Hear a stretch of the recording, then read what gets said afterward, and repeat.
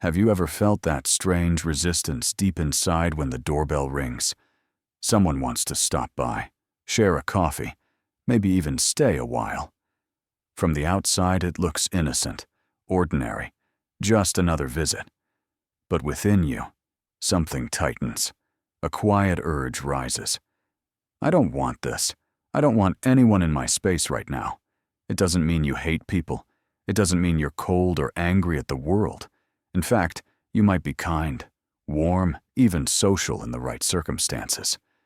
But the thought of someone crossing your threshold, sitting on your couch, filling your home with their voice and their presence, it feels like an invasion. You don't despise the person, but you recoil from the intrusion. This is the discomfort hardly anyone admits. We live in a culture that celebrates constant interaction, open-door policies, endless social gatherings, an unspoken rule that being busy and surrounded means being happy. And yet, many people secretly feel the opposite. They would rather protect their silence, preserve their energy, and keep their home as a sanctuary untouched by visitors. If that describes you, take a deep breath. You're not strange. You're not antisocial. You're not rude. According to Carl Jung, the father of analytical psychology, this resistance points to something far deeper than mere preference. It is not laziness nor weakness, but the expression of a profound psychological truth. Jung taught that the way we relate to others is not simply a matter of personality quirks. It reflects the entire structure of our psychic energy. For some, the outer world feeds them, stimulates them, fills them with vitality. For others, too much contact with the outside drains them, scattering their energy until they feel hollow inside. This is why you may find yourself thriving in conversations outside your home, enjoying friendships or laughter in public. Yet the idea of someone stepping inside your personal space leaves you uneasy. Home is not just where you live. For the introverted soul, it is a sacred boundary, a private temple. When another enters, even with kindness, something in your unconscious shifts. You feel compelled to activate the mask, the polite version of yourself, and that act alone begins to drain you. And so the discomfort begins, not because you dislike people, but because on some level you are protecting something vital. Your silence, your balance, your soul. Stay with me, because in the next part we'll explore exactly what Jung discovered about this phenomenon and why not wanting visitors might reveal something powerful about your inner life. Carl Jung was one of the first psychologists to clearly define something we now take for granted: introversion and extroversion. But his vision of these traits wasn't about shyness, confidence, or social skills. He wasn't concerned with whether you liked parties or preferred books. Jung was speaking about something much deeper: the flow of psychic energy. For the extrovert, energy moves outward. They are recharged by external stimulation, conversations, laughter, movement, activity. The presence of others doesn't drain them, it fuels them. They leave a social gathering buzzing, alive, and stronger than before. For the introvert, however, the process is reversed. Their source of vitality comes from within. Silence, solitude, reflection. These are the conditions where their soul finds balance. The more they are pulled into endless conversations, the more their unconscious begins to shut down, not out of hostility, but out of necessity. Their energy is being depleted. And this is the crucial point. When an introverted soul opens the door to a visitor, it isn't simply an act of politeness, it's a psychic shift. The presence of another person introduces an entirely new current of energy into the room. Stories, emotions, expectations, even unspoken tensions. The introvert's inner sanctuary, carefully restored by moments of silence, is suddenly disrupted. That's why, for many, the home is not just four walls and a roof. It's not simply a living space. It's a symbol, a sacred cocoon, a place where the psyche reorganizes and the soul quietly heals from the chaos of the outside world. When someone steps into this sanctuary, they're not just entering your living room, they're crossing into a psychic boundary. They're touching threads you've spent hours untangling in silence. The discomfort that rises when visitors come isn't about disliking people. It's about instinctively protecting the delicate process happening inside you. Jung described this as the natural movement of the soul. The introverted psyche needs quiet intervals to replenish itself, and when this rhythm is disturbed, exhaustion follows. What outsiders call reserved or antisocial is in truth self-preservation. It is not arrogance, it is not a flaw. It is the psyche signaling that the space required for balance is being invaded. Jung saw this not as weakness, but as a profound necessity. To fight it, to constantly override your own instinct for silence, only deepens the conflict within. Respecting it, however, allows you to grow, to maintain integrity, and to listen to the whispers of your inner life. And here lies the paradox.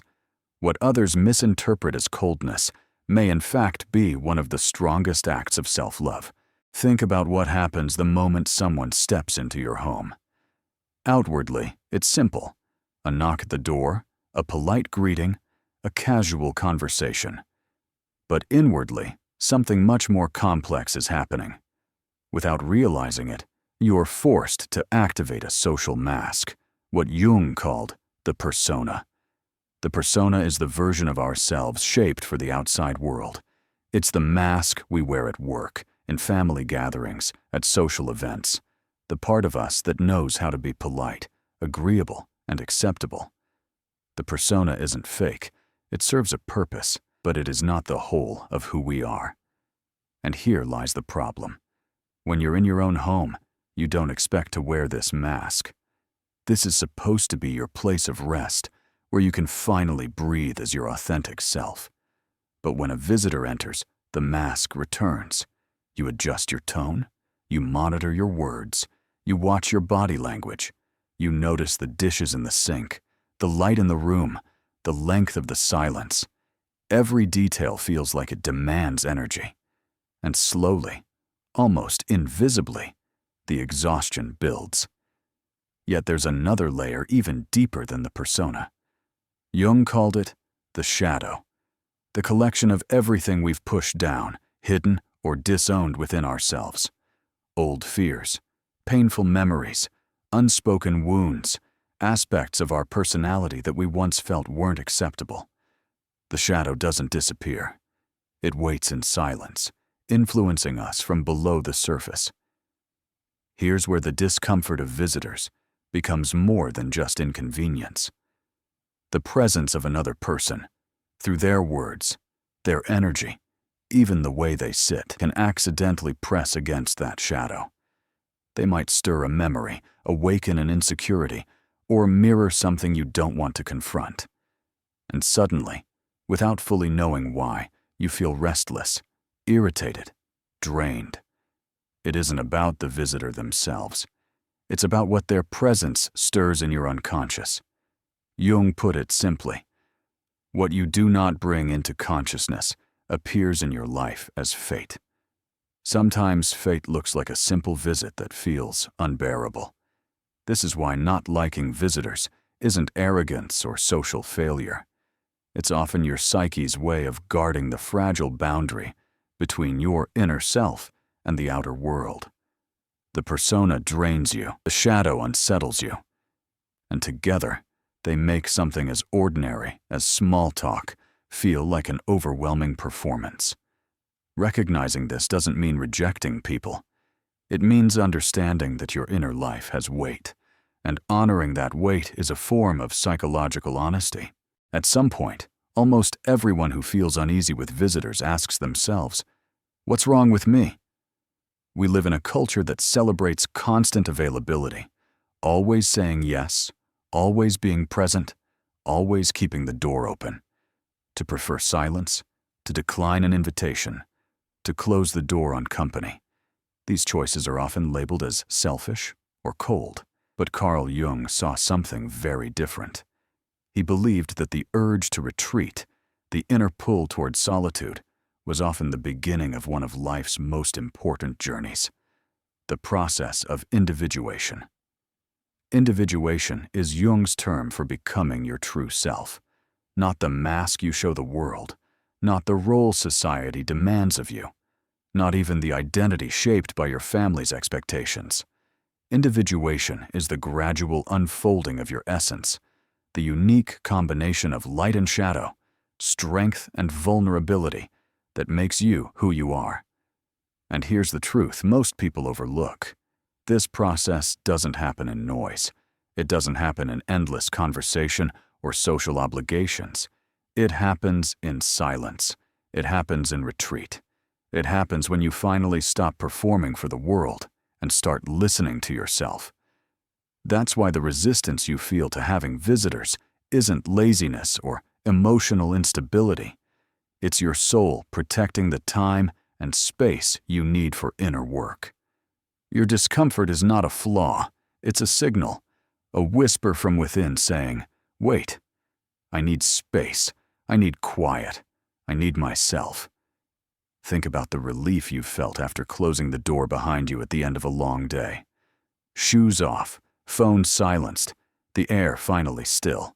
That moment of peace is not trivial. It is your psyche reorganizing itself. It is your soul breathing again.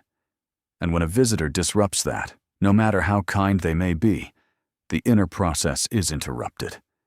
Jung taught that listening to these signals is an act of courage. Most people ignore them. They force themselves to please, to smile, to entertain, while inside, their spirit is collapsing from exhaustion.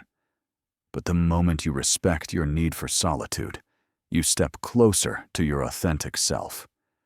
So if you've ever felt guilty for saying no to a visit, or ashamed for preferring to be alone, let that go. You are not withdrawing from life. You are moving toward your soul. Silence is not emptiness. It is the soil where your true self begins to grow. Picture this, an old man with a long white beard, a lantern in his hand, walking alone down a quiet path at night. His steps are slow, deliberate. His eyes are fixed not on the noise of the world behind him, but on the small circle of light that guides his way forward. This image, the Hermit, is one of the oldest symbols of wisdom, and Carl Jung saw it as a universal archetype. Archetypes are not just stories. They are patterns of human experience, energies that live deep in our unconscious. The Hermit is the figure of withdrawal, of retreat, of listening inwardly for truth that cannot be found in the crowd. And here's the connection. When you feel that strong urge to refuse visitors, to close your door, to stay home in silence, it may be the Hermit archetype stirring within you. It's not about loneliness. It's not about rejection.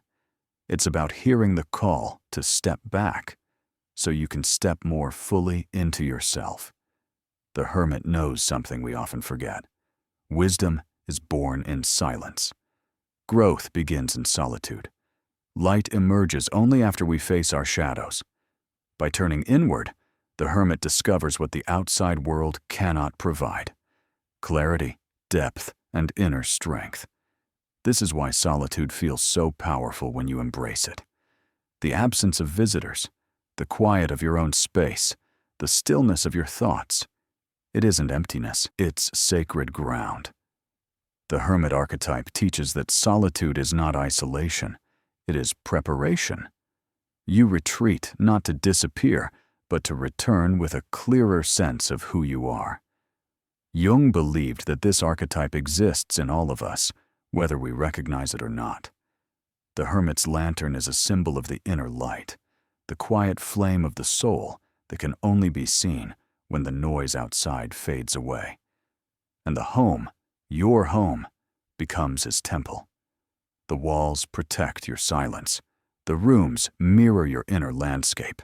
The closed door is not rejection, it is reverence. To follow the hermit's call in a world that demands constant visibility is an act of resistance.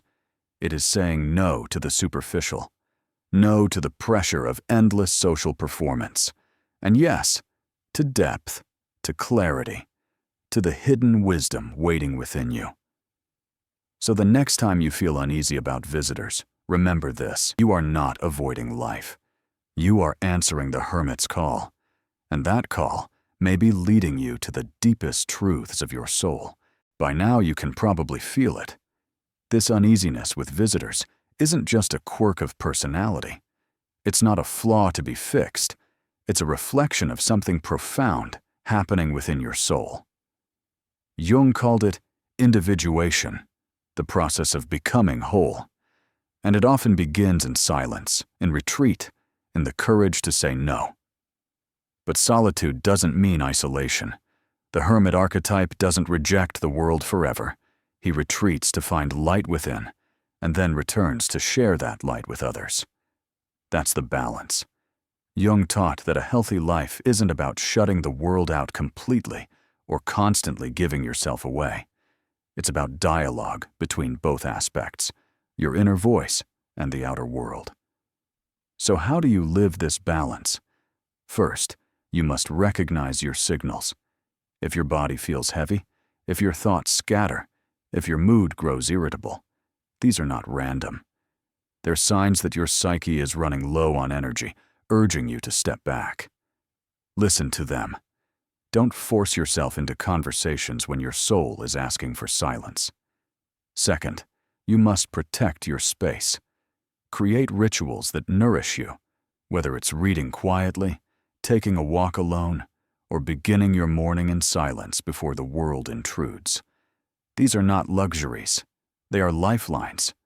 Your home, your room, even a quiet corner can become sacred territory where your inner hermit feels safe. Third, communicate your boundaries. Jung reminded us that authenticity means respecting our needs without apology.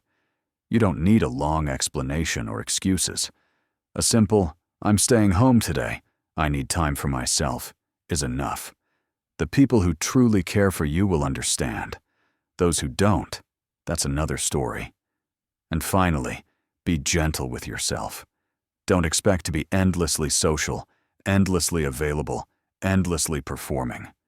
You are not a machine. You are a soul in process, constantly unfolding. Each moment of solitude you claim is not selfishness. It is an act of deep self-love. Perhaps you've felt it while listening. That sense of relief when someone finally names what you've carried in silence. That strange comfort in knowing that your discomfort has meaning. And that's the beauty of Jung's work. It reminds us that there is no normal way to be. There is only your way. So, if you prefer quiet evenings over visitors, if you protect your home like sacred ground, if you feel guilty for needing space, let that guilt go. Your solitude is not a defect. It is a mirror of your soul's truth. Carl Jung once said, "Individuation means becoming true to yourself, even when the world demands otherwise. To honor your solitude is to honor yourself. To respect your boundaries is to respect your soul. And in that silence, in that sacred space of your own making, you will discover the strength to return to the world, not drained, not masked, but authentic, whole, and at peace. Your way of being is valid. Your love of silence is sacred, and it deserves respect, above all, from you."